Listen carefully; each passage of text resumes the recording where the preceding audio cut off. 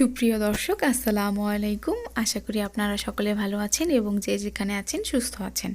আতশি কিচেনে সবাইকে স্বাগতম জানিয়ে শুরু করছি আজকের রেসিপি ঝরঝরে সাদা পোলাও। আশা করি আপনাদের ভালো লাগবে। ভালো লাগলে অবশ্যই আমার চ্যানেলটি সাবস্ক্রাইব করবেন। এখানে আমি অ্যারোমা ব্র্যান্ডের চিনি গুঁড়া চাল নিয়ে নিচ্ছি 2 কাপ। আপনারা চাইলে বাসমতি চাল দিয়েও করতে পারেন, কিন্তু এখানে চিনি গুঁড়া চালের ঘ্রাণ এবং স্বাদ দুটোই আমার পছন্দ, কারণে আমি চিনি গুঁড়া চাল দিয়ে করছি।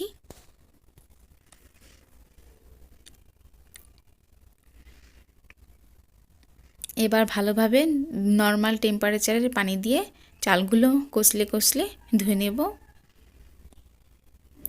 একদম পরিষ্কার পানি বের হয়ে আসা পর্যন্ত।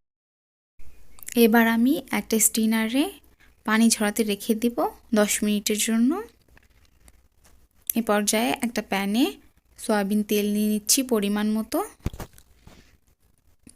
এখানে এবার দিয়ে দিচ্ছি 4 টুকরো দারচিনি, 4টা সাদা এলাচ এবং 3টা লং, 3 টুকরো তেজপাতা। এবার একটু ভেজে নিয়ে এ পর্যায়ে কুচিয়ে রাখা পেঁয়াজগুলো দিয়ে দিচ্ছি। এবার ভালোভাবে পেঁয়াজগুলো ভেজে নেব বাদামি কালার করে।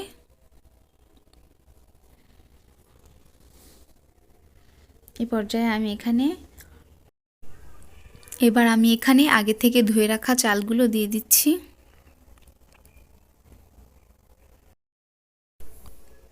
চালগুলো দিয়ে এবার আমি সুন্দর করে ততক্ষণ পর্যন্ত চালগুলো ভাজবো যতক্ষণ না চালগুলো একদম ঝরঝরে হয়ে আসছে। এ পর্যায়ে আমি একটু আদা বাটা দিয়ে দিচ্ছি, কারণ আদা বাটা দিলে পোলাওয়ের ঘ্রাণটা খুব ভালো হয়।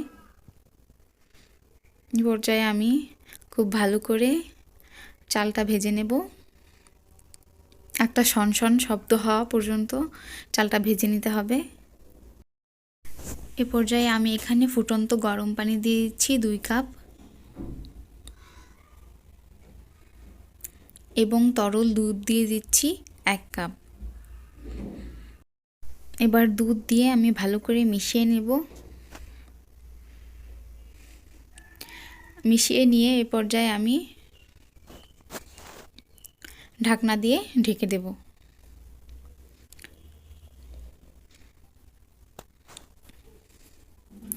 এবার দেখতেই পাচ্ছেন পানি ফুটে এসেছে এবং বলকও চলে এসেছে।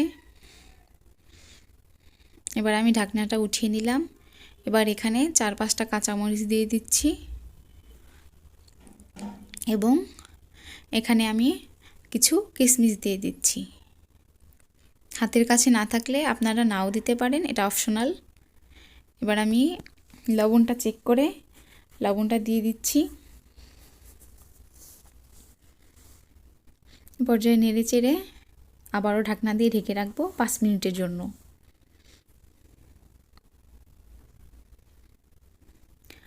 এবার আমি 5 মিনিট পরে এসে ঢাকনাটা উঠিয়ে একটু নেড়ে চেড়ে দেব।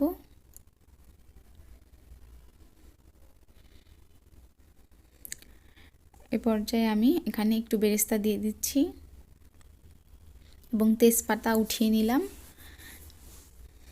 এ পর্যায়ে বেরেস্তাটা দিলে খুব সুন্দর একটা বেরেস্তার যে ঘ্রাণটা সেটা পোলাওর মধ্যে ঢুকে যায় ভালোভাবে।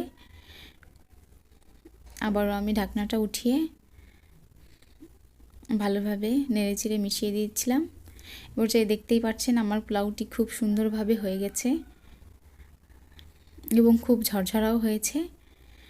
আশা করি আমার ভিডিওটি ভালো লেগেছে। ভালো লাগলে অবশ্যই লাইক, কমেন্টস এবং শেয়ার করবেন। অবশ্যই আমার চ্যানেলটি সাবস্ক্রাইব করবেন এবং আমার পাশেই থাকবেন। এবার ডেকোরেশনের জন্য আমি এখানে বেরেস্তা এবং কিছু গাজর কুচি দিয়ে নিচ্ছি। সবাই ভালো থাকবেন, সুস্থ থাকবেন। আল্লাহ হাফেজ।